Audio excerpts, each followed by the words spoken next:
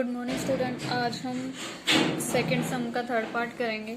देखते हैं क्या है। दो अंकों की संख्या के अंकों का योग 9 है। इस संख्या का 9 गुना संख्या के अंकों के पलटने से बनी संख्या का 2 गुना है, वह संख्या ज्ञात कीजिए। तो क्या है, दो अंकों की संख्या। पहले तो वही दो अंक की अगर कोई संख्या है, मान लो आपके पास है 18, तो इसमें क्या होता है हमारा एक इकाई का अंक और एक क्या होता है दहाई का अंक। इकाई का अंक हमारा 8 है और दहाई का अंक 1 है। तो 18 आएगा कैसे? अगर ये 10 होगा और ये 8 होगा तभी आएगा 10 + 8 18। तो इसके लिए हमें पहले लॉजिक तो लगाना पड़ेगा कुछ ना कुछ। तो जो हम दहाई का अंक लेंगे तो मतलब वहाँ पे 10 भी होना चाहिए। तो उसके लिए फॉर्मूला होता है हमारा 10x + y।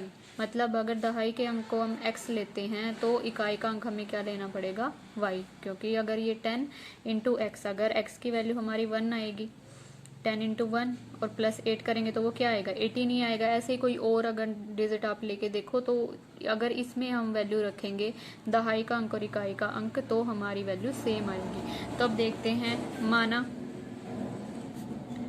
दहाई का अंक क्या होगा x और इकाई का अंक वो होगा y। तो संख्या क्या आएगी हमारी 10x + y। अब इसने क्या बोला है, दो अंकों की संख्या के अंकों का योग 9 है। अंकों का योग, तो पहली शर्त तो हमारी यही होगी, अंकों का योग। एक अंक ये है, एक ये है, मतलब x + y = क्या है 9। ये तो हमारी आई फर्स्ट इक्वेशन। अब दूसरी शर्त के अनुसार देखते हैं क्या है। इस संख्या का 9 गुना संख्या के अंकों को पलटने से बनी संख्या का 2 गुना है। किस संख्या का? इस संख्या का 9 गुना संख्या के अंकों को पलटने, अंकों को मतलब इकाई के अंक को दहाई का अंक बना दे और दहाई के अंक को इकाई का अंक। तो यहाँ पे लिख लेते हैं अंकों को पलटने के बाद संख्या, अंकों को पलटने के बाद संख्या वो क्या होगी 10y + x हो जाएगी। तो दूसरी शर्त क्या थी, इस संख्या का 9 गुना 10x + y, इसका 9 गुना क्या है संख्या के अंकों को पलटने से बनी संख्या का 2 गुना। अंकों को पलटने से बनी संख्या 10y + x है, उसका क्या है 2 गुना। अब इसको सॉल्व करेंगे, 9 से इसकी मल्टीप्लाई करेंगे, क्या आएगा 90x + 9y, और 2 से करेंगे ये क्या आएगा 20y + 2x। 90x, x को इधर ले आओ, माइनस के क्या हो जाएगा ये 2x + 9y, इसको भी इधर ले आओ 20y = अब यहाँ पे क्या बचा 0। 90x - 2x 88x + 9 प्लस नहीं आएगा क्योंकि 20y बड़ा है, तो माइनस के 20 - 9 क्या आ जाएगा 11y = 0। अब इसमें से क्या कॉमन आ रहा है 11 हम कॉमन ले सकते हैं, तो अंदर क्या बचेगा 8x - y = 0। इस 11 को उधर लेके जाएंगे, ये 0 हो जाएगा x। तो ये हमारी आई सेकंड इक्वेशन, ये इक्वेशन सेकंड, ये हमारी फर्स्ट। दोनों को सॉल्व करते हैं। समीकरण 1 व 2 से क्या करेंगे, अगर इनको x + y = 9 है, 8x - y = 0। अब देखो इसमें ये था x + y = 0, ये 8x - y, ये y पहले ही कैंसिल हो रहे हैं। तो औरों में हमने क्या किया था, घटाने पर लिखा है, इसमें हम लिखेंगे जोड़ने पर, क्योंकि ये पहले ही कैंसिल हो रहा है। तो सिर्फ ऐड कर देंगे तो ये कैंसिल हो जाएंगे। अगर वैसे करते तो क्या होता, साइन चेंज हो जाते, फिर ये प्लस हो जाते। इस वजह से हमने क्या लिख दिया यहाँ पे जोड़ने पर। तो ये क्या आ जाएगा, y से y cancel, 8x + x 9x = 9।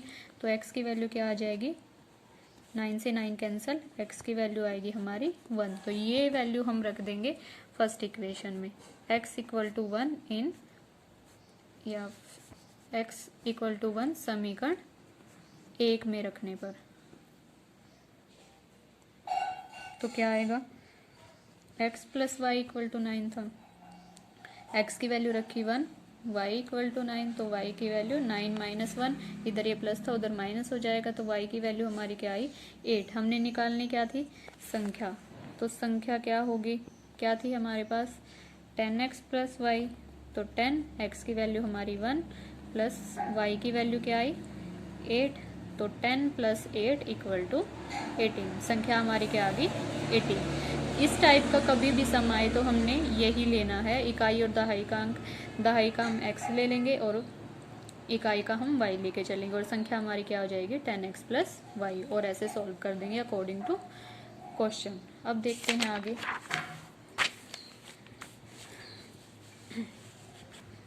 Next sum है, मीना 2000 रुपये निकालने के लिए एक बैंक गई। उसने खजांची से 50 रुपये और 100 रुपये के नोट देने के लिए कहा। अब वो कितने रुपए 2000 निकालने के लिए गई। उसने क्या बोला कि उसे 50 रुपये के और 100 रुपये के नोट चाहिए। मीना ने कुल 25 नोट प्राप्त किए। ज्ञात कीजिए कि उसने 50 रुपये और 100 रुपये के कितने कितने नोट प्राप्त किए। तो वही है, जो चीज़ हमने निकालनी है पहले तो उसको ही लेट करेंगे। तो क्या करेंगे, माना 50 रुपये के नोटों की संख्या, तो वो क्या हो जाएगी x, माना 100 रुपये के नोटों की संख्या वो क्या हो जाएगी y। तो अब फर्स्ट जो शर्त है इसकी, उसके अकॉर्डिंग क्या है कि वो 2000 रुपये निकालने के लिए बैंक गई। 2000 में क्या उसने 50 के भी नोट मांगे और 100 के भी, तो मतलब 50 के नोट 50x और 100 के note 100x, 100y, sorry y माना है ना हमने, वो इक्वल टू, तो 50x + 100y ये क्या था, कितने रुपए 2000 रुपये थे, तो 2000 के बराबर आ गया। अब उसके बाद जो सेकंड है उसके अकॉर्डिंग क्या होगा कि उसके पास कितने नोट थे कुल 25, तो x + y इक्वल टू किसके आ जाएगा 25 के। ये हमारी फर्स्ट इक्वेशन और ये सेकंड इक्वेशन। तो पहले इसमें देखो, अब कॉमन भी आ रहा है कुछ, क्या कॉमन आ रहा है, अगर 50 को कॉमन लेते हैं तो x प्लस अंदर क्या बचेगा 2y इक्वल टू, ये क्या बचेगा यहाँ पे, इसमें से 50 कॉमन ले तो 5 4 20, 40 आ जाएगा यहाँ पे। तो ये बनेगी हमारी फर्स्ट इक्वेशन, ठीक है। अब देखते हैं, ये 50 तो हम कैंसिल आउट कर सकते हैं, छोड़ सकते हैं इसको क्योंकि ये कॉमन है, कैंसिल कर देंगे इसमें से। तो समीकरण 1 व 2 से क्या आएगा, पहली इक्वेशन है x + 2y = 40 और दूसरी है x + y = 25। घटाने पर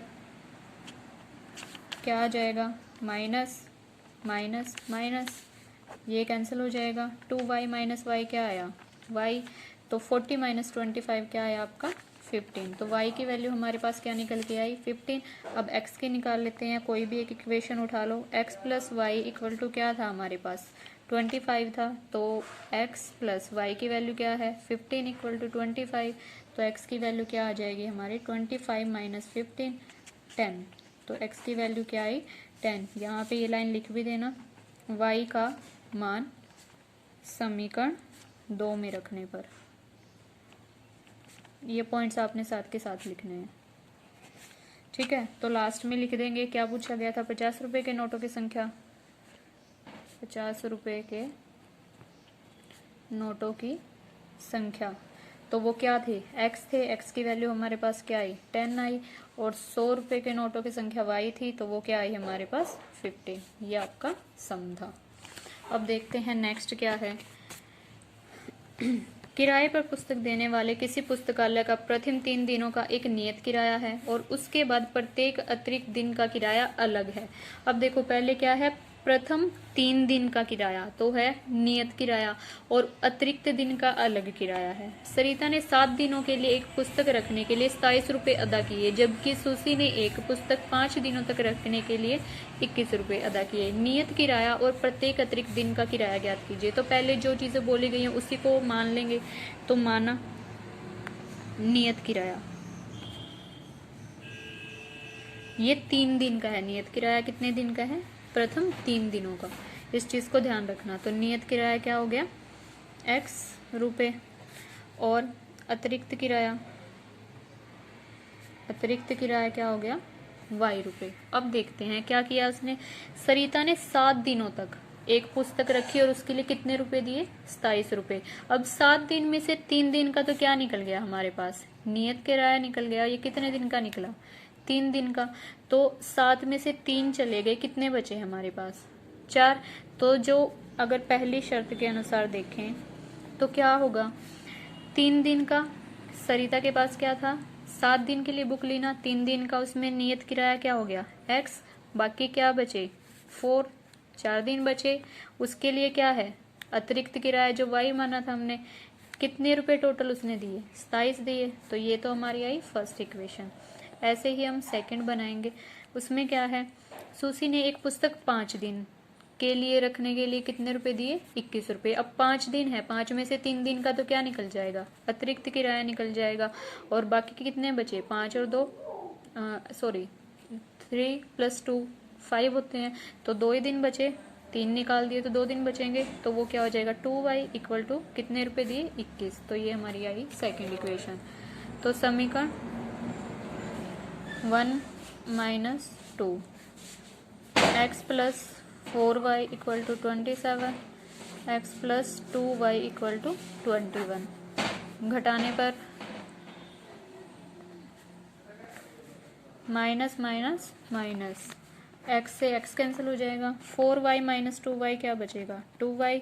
और यहाँ पे 27 में से 21 माइनस करेंगे तो 6, तो y की वैल्यू 6/2, y की वैल्यू क्या आ जाएगी, 3। जब कैंसिल करेंगे 2 × 3 = 6, तो ये क्या आ जाएगी, y की वैल्यू 3। अब इस y की वैल्यू को हम किसी भी एक समीकरण में रख देंगे। y का मान समीकरण 1 में रखने पर, 1 में रखेंगे तो क्या आएगा, x + 4y = 27, ये इक्वेशन थी। तो x + 4y की वैल्यू है 3, 27। तो x की वैल्यू 4 × 3 = 12, 27। ये 12 इधर प्लस था, उधर जाके माइनस हो जाएगा। तो x की वैल्यू हमारे पास क्या आएगी, 27 में से इसको माइनस करेंगे, 7 2 5 15। तो जो अतिरिक्त नियत किराया था वो तो कितना आया हमारा, 15 रुपये। तो नियत किराया क्या आया, 15 रुपये। और जो हमारे पास क्या था, अतिरिक्त किराया था वो क्या आया, 3 रुपये। आई होप आपको ये सम समझ आए होंगे, और समझ आए होंगे तो प्लीज़ इस चैनल को लाइक, सब्सक्राइब, शेयर ज़रूर करके जाइएगा, ताकि आपकी तरह ही और बच्चे भी इन वीडियोस को देख सकें। Thank you.